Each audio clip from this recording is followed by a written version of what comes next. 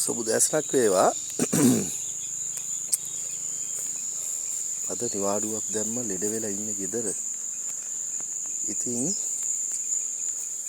මම පොඩ්ඩක් අසනීප තත්ත්වය මගහරව ගන්නත් එක්ක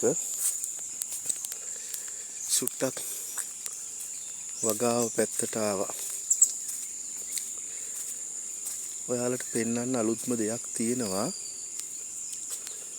මේ සැරේ මේ රජයෙන් දීපු දබල වර්ගය මේක කරල දම් පාටයි. මෙන්න මේක රතු පාටට උරු දම් පාටක්.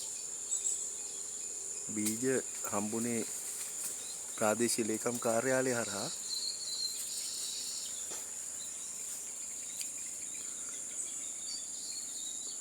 හරිම ලස්සනයි. ඒ වගේම එකම කරලක් අපි කැඩුවා. හරිම රසවත්.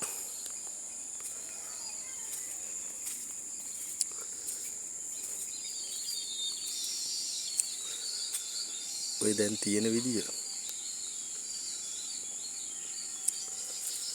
වැටකුළු කරල් එහෙම මේ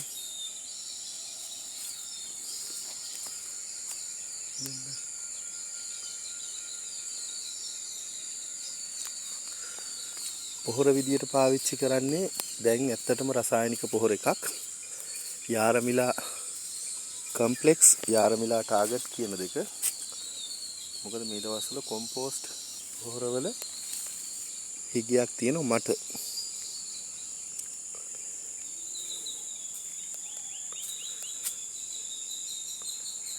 ඉතින් බොහොම ස්තුතියි ඔයාලා මාව උනන්දු කරනවට.